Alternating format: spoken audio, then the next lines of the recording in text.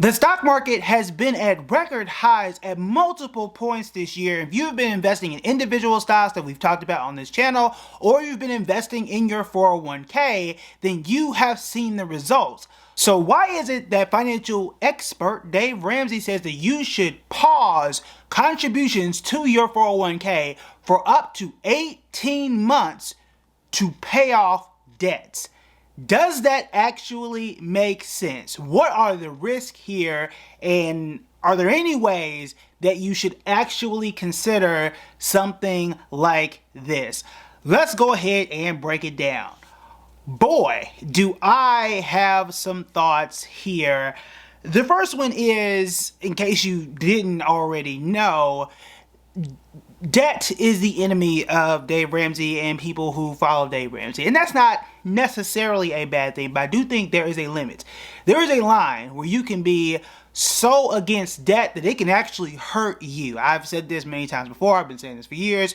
You can be debt-free and broke. And what I mean by that is you can have a net worth of zero. And if something happens to you, you will be right back in debt yet again. Just because you have zero debt doesn't automatically mean that you are wealthy, because you haven't saved, because you have not invested. The biggest risk here, though, is this.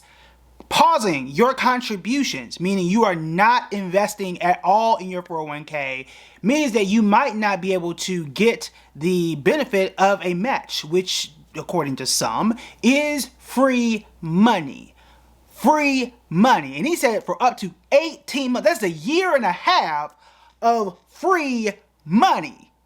Free money, y'all, that you're not contributing to, and you're not getting because you are paying off something. And there are other ways that you can pay off that debt while also getting a hold of that free money. Now, notice that I said, according to some, that is free money. The reason why I say that is because you are paying with it for your time.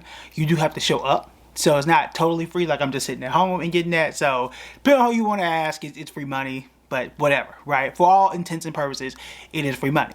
So no, I don't necessarily think you should just not contribute at all, and especially when the market is at all-time highs. When the market's up like this, I don't think there's really almost any time that you should just not contribute at all, but especially when the market is growing, you're saying, hey, I don't want to participate right now. Let me go and do something else and not at least get the match. I think what makes more sense in most cases, depending on where you are as an individual, say, hey, look, I'm contributing 15% right now, but I do have a lot of credit card debt. I got some other stuff I need to pay off. I'm doing 15%. Let me bring it down to 9. I'm still getting a match. I'm still putting in money, so I'm still getting the benefit, but I'm giving myself, an extra $300, $400, $500 to throw at this debt. So I'm doing both at the same time.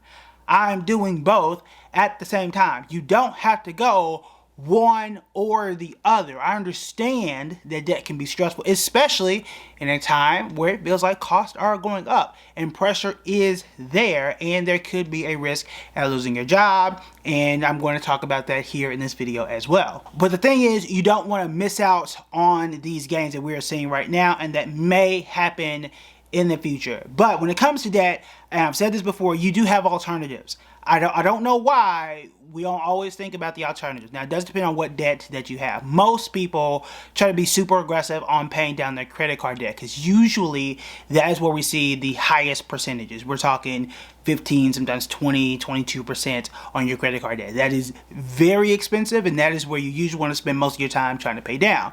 Now, to do that, yes, you want to throw more money to pay that down. However, instead of just saying, hey, I'm not going to contribute, I'm not going to get these gains that I'm seeing all in the stock market, I'm not going to get these gains I'm seeing in gold or crypto or anywhere else, which may be paying more than what a credit card is right now. Instead, you could consider what is called a balance transfer, which means you're taking the balance of one credit card and moving it to another. However, number one, before you even consider doing that, you want to make sure you are in a good financial and emotional place, meaning that you don't have any overspending habits. You are disciplined and you say, hey, I understand my spending habits. I'm actually not using this credit card. I'm moving it over to where it has for 18 months. For example, it has a $0% interest rate. All right. So instead of having a 22% interest rate, you're moving it over, and for 18 months, all that stuff is transferred, 0%, you can pay off there. Makes it a whole lot easier. Why do I need to pause my my 401k and not get a match when I can just do that? Makes it a whole lot easier. Now, depending on what card that you're doing this for, you want to pay attention to that. There could also be a fee for that. Now, I think that fee could be worth it depending on how much interest you could be saving at 22% compared to what you could be moving it to. I think that fee could be worth it depending on what you could be missing out on had you stopped contributing to your 401k altogether. I don't know. I think that could be worth it. So definitely check out what card that you could be doing that for. And again, it really depends on where you are, how much you are transferring, and everything in between. But moving over to 0% interest for 18 months or 12 months could be worth it. Now, obviously, you want to make sure based on how much you are throwing at the debt that you can pay it off in 18 months. Now, if you can't do that and you still going to have a whole bunch left over, then that's something you have to sit down with a spreadsheet or with your budget or your financial planner to see what the plan is going to be. But you could do that, transfer it over, and lower your contribution, not to 0, but cut down your contribution and see what that could look like and pay it off that way. You have options here. It don't have to be just one or the other. This is the advantage.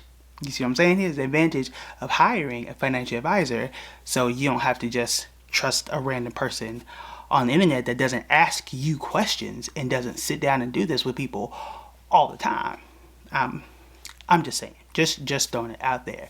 But those are just a few things as to why I don't agree with that strategy, especially in this time and place. But that's not all either. You can also negotiate with your creditors, with your debtors, depending on, again, what type of debt it is. Sometimes you can move the date back depending on what type of debt it is. And more importantly, there is no time machine. And this is the biggest thing. I've been saying this since 2020. You can go back on this channel. You can go back way back on Facebook Lives. Some of those videos are still up.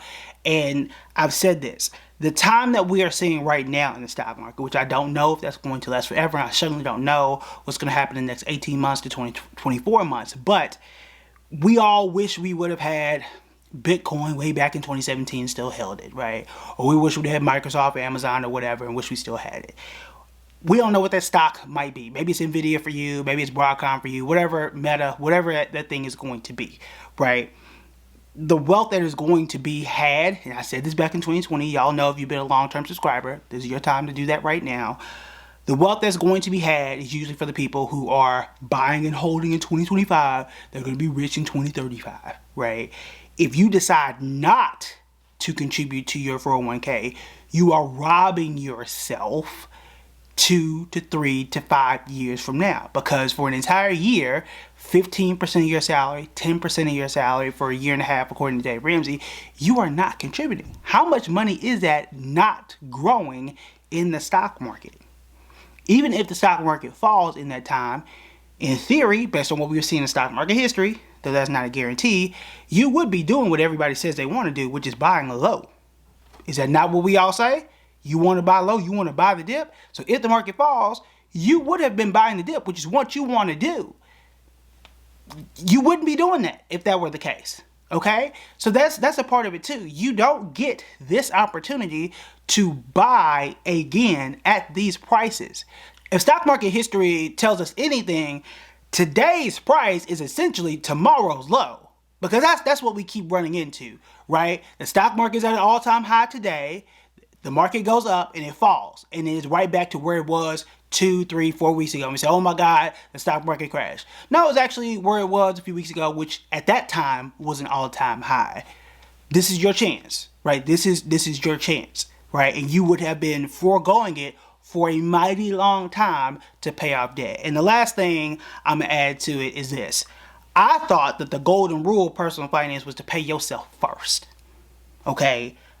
I thought that's what it was. So that doesn't just include your emergency savings, which if you have been a subscriber, it's the second time I asked you to hit that subscribe button, so you might as well go ahead and do it, is increasing that to 18 months if you can, okay? Put more money in your cash savings. That is what you should be doing to protect yourself, to build more stability, which is something he had brought up. So do that is what I would do. Pay yourself first, but also putting more money in your investing accounts is also a form of paying yourself first. You want to take care of yourself. This is what is going to increase your wealth and provide just another buffer in case your cash savings is exhausted for any reason. That includes, yes, your 401k, yes, your Roth IRA, yes, your Roth 401k if you have those, but also those taxable brokerage accounts as well. Taxable meaning I can pull out whenever I need to. That is another buffer in case, like, hey, my cash savings is getting low. Emergencies did happen. I need somewhere else to pull from. I don't want to get a penalty because I'm not 59 and a half and I don't want to go into the 401k. I can sell off, a share or two of NVIDIA if I need to, and nothing bad is going to happen. I'm not going to get a 10% early withdrawal penalty.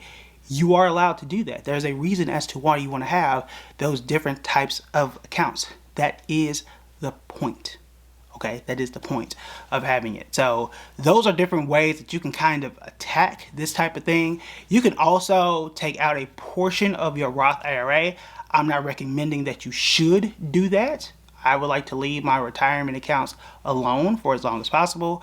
But you are allowed to withdraw that as well. Anything that you put into it, you can withdraw. The gains, though, need to stay, okay, until you're 59 and a half, and you won't be taxed there. But that is another option in case you run into like a super emergency after your cash savings is exhausted. But those are options. Those are options. More importantly, you can negotiate at some portions of your debt. You can do those balance transfers. You can move the dates around. You can break up those debt payments at times. You have so many choices as opposed to cutting off yourself from paying yourself first and saying, hey, I'm not going to pay myself first at all. I'm going to do everything to pay everybody else but me. Think about that. I'm going to pay everybody else but me for 18 months, even though if I pay myself first, I'm actually going to get paid twice because I'm getting the company match. That don't help you. It helps the banks. It helps all the companies. It don't help you. So be very, very careful of that. I'm not telling you not to pay your debts. You actually are paying those debts. You are paying those debts while also increasing your wealth in the best way possible. You want to learn more about how to manage your wealth, you want to check out these videos right here.